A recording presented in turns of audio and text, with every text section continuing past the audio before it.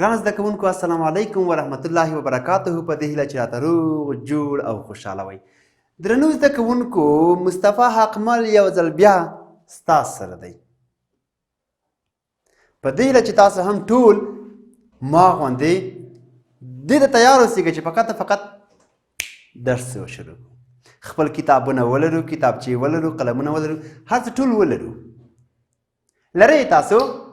آفرین زده کوونکو، ډېر ښه ګرانو زده کوونکو، زموږ تاسو د درس پاتې برخه فعالیتونه او لغتونه دي. هغه لغتونه چې تاسو نه ورباندې پوهېدلی، په متن کې راغلي وو، تاسو نه یې ورباندې پوه شوي، په خپلو کتابچو کې مو لیکلي دي او هغې ته به جملې جوړوو. یو بل هغه فعالیتونه چې کتاب کې راغلي دي هغه به حل کوو. که څه هم دا خو باید تاسې حل کوئ، خو مګم تاسو خو حل کوئ. یا زه تاسو سره لږ مرسته کوم. سمه ده؟ آفرین. ښه زده کوونکو، خو له دې مخکې چې فعالیتونه شروع کړم باید د تېر درس پوښتنې وکړم چې په تېر درس کې موږ څه ولوستل. آفرین. د لویانو خبرې ډېر ښه. د لویانو په خبرو کې مو څومره خبرې ولوستلې. ګورئ چې موږ تاسو همیشه یې بریا ته، همیشه یې عدالت و انصاف ته، همیشه یې ښو کړو وړو ته، همیشه یې کاروبار ته، همیشه یې نیکمرغۍ ته او همیشه یې بریا ته هڅولي وو. هغه خبرې موږ ته کړې چې موږ هغه باید په خپل ژوند کې عملي کړو او هغې څخه بریا ترلاسه کړو. صحیح ده؟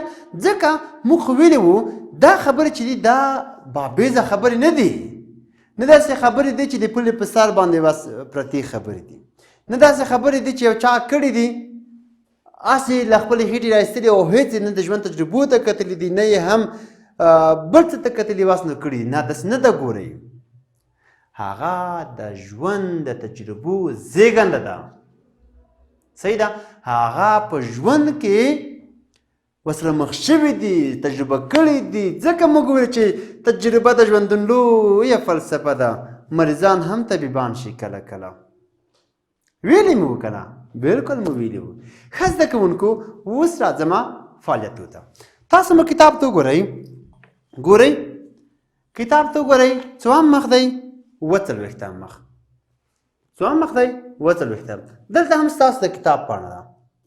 ستاسو د کتاب پاڼه ده. ګورئ، اول د زده کوونکو فعالیتونه، یعنې دا چې باید تاسو ترسره کړئ. صحیح ده؟ دا باید تاسو ترسره کړئ. څه وایي؟ وایي زده کوونکي د متن په لوړ اواز ولولي. په لوړ اواز مو ولوستلو، څومره ښه مو ولوستلو، ځکه درس موخه لیکل لوستل وه، د لویانو خبرو عملي کول او په ژوند کې تر استفاده کول وو. صحیح ده؟ وخو مو لیکه، په لوړ غږ مو ولوستو. ډېر ښه، تاسو ډېر تکړه یې. ورپسې دوهم څه وي؟ د هر ګروپ یو متن دی. د هر ګروپ یو تن دی د متن په یوه وینا ولوله، مطلب د نورو ته وړاندې کړي. ګورئ، موږ زده کوونکي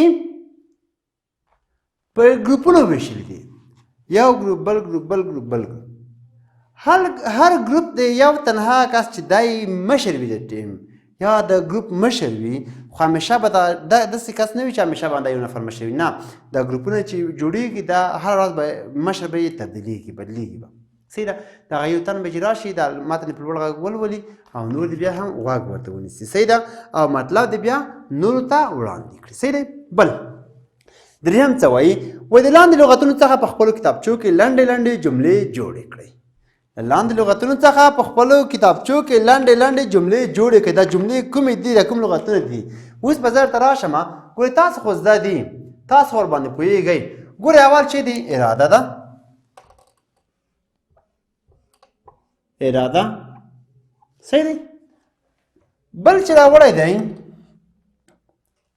نیکمرغي.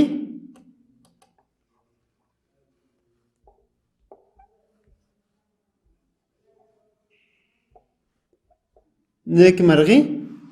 صحیح دی؟ بل چې دی عدالت.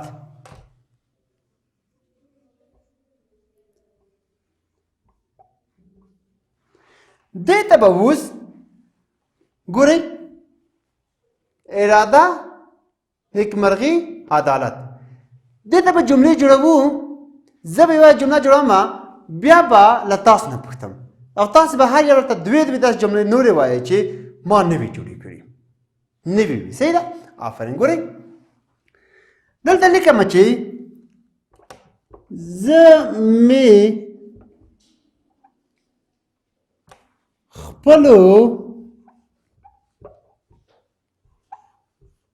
کارونو ته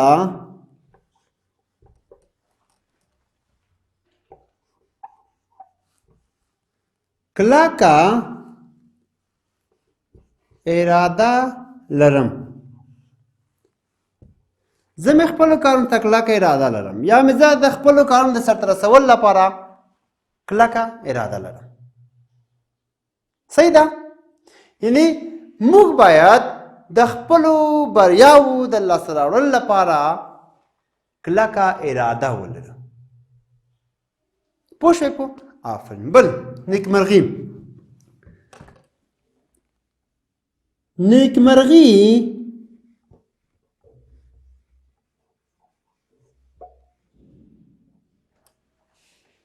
نیکمرغي د بریا تر ټولو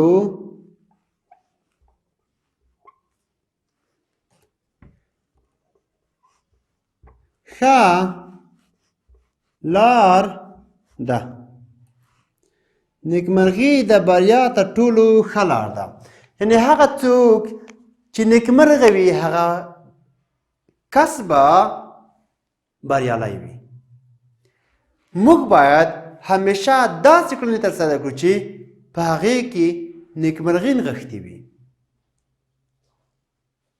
نیکمرغي د بریا کلي ده نیکمرغي د ژوند تر ټولو لومړنی هدف دی یا لومړنۍ موخه ده نو نیکمرغي دومره مهمه ده صحیح دی آفرین بل ګورئ عدالت هر څوک باید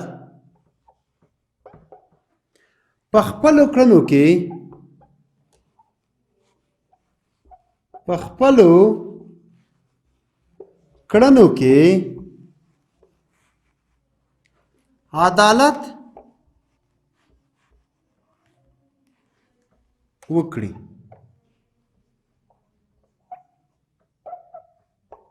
هر څوک باید په خپلو کړنو کې عدالت وکړي عدالت تر ټولو مهم شی دی هر څوک چې عادل وي هغه به بریالی وي ګورئ او عادل کس هغو چاته وایي چې هغه ډېر عدالت لري عدالت کې په ټولو کړنو کې عدالت کوي هر فیصله چې کوي دی پکې عدالت کوي او دا تر ټولو سخت کار هم دی په اوسني وخت کې عدالت کول هغه څوک چې یو ډېر عادل انسان وي ډېر کم پیدا شو دا تر ټولو ډېر سخت کار دی نو موږ تاسو به ډېر کوشش وکړو چې همیشه عدالت وکړو په خپلو کړنو کې عدالت کوئ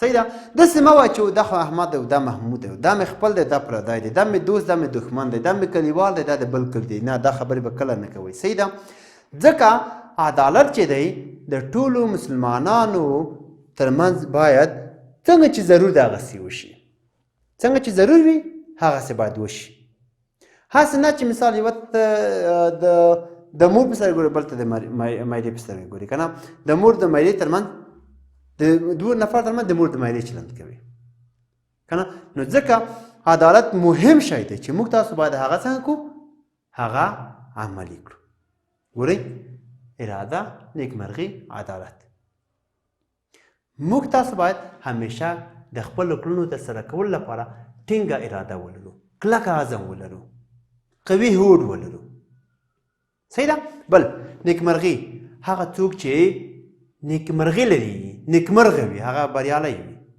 نیکمرغي د ژوند تر ټولو مهمه لار ده د ژوند کول تر ټولو مهمه لار چې د نیکمرغي ده ګورئ صحیح ده عدالت کول یو مهم رکن دی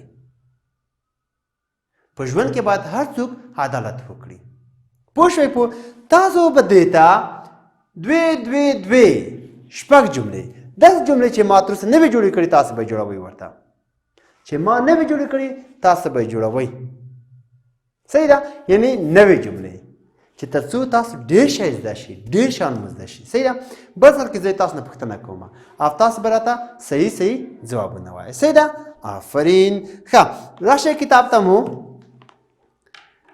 څلورم د لاندې ګډوډو کلمو څخه یوه بشپړه جمله جوړه کړئ له لاندې ګډوډو کلمو څخه یوه بشپړه جمله جوړه کړئ ګورئ دا ګډوډې کلمې چې دي دا تخته به زه پاک کړم درته ګورئ دا تاسو تر هغو پورې ګورئ چې کتاب کې څه راغلي دا ګډوډې کلمې څه دي ګورئ زه درته لیکم دلته شته ګورئ اول دی نه پوهېږئ نه پوهېږئ نه پوهېږئ به بل راوړی چې هېڅ چې هېڅ صحیح دی بل راوړی ډېره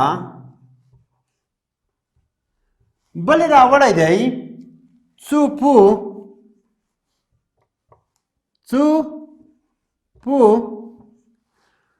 بل درته راوړی دی دلته څو ښه بل راوړی شی بل راوړی مطالعه او اخر یې وکړئ مطالعه او بل هم وکړئ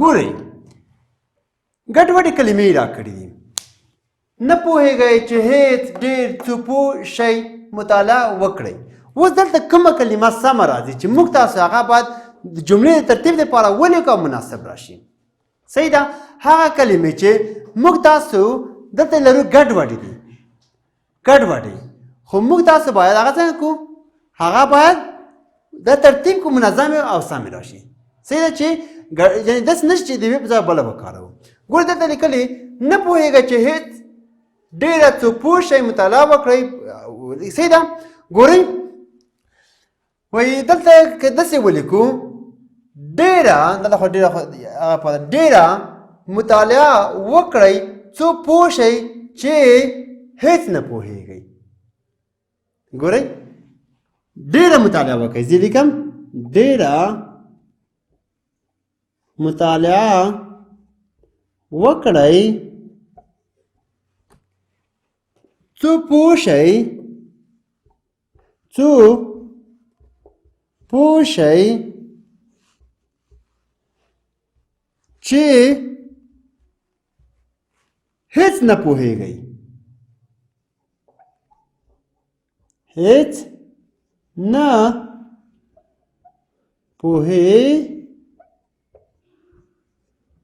پوهېږئ ګورئ نه پوهېږئ چې هېڅ ډېره څو پوه شئ مطالعه وکړئ ګډوډې کلمې وې ډېره مطالعه وکړئ څو پوه شئ چې هېڅ نه پوهېږئ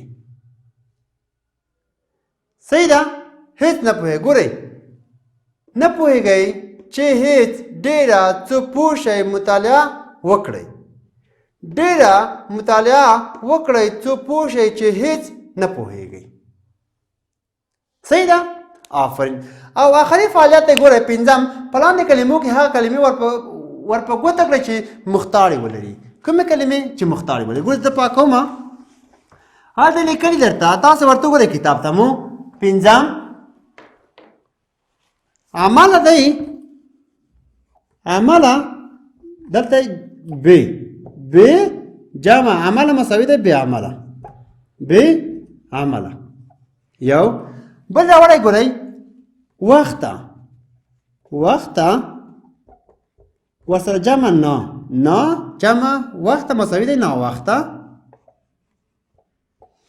بل راوړی ناپو ګورئ پو جمع نه مساوي دی ناپو ته ګورئ ناپو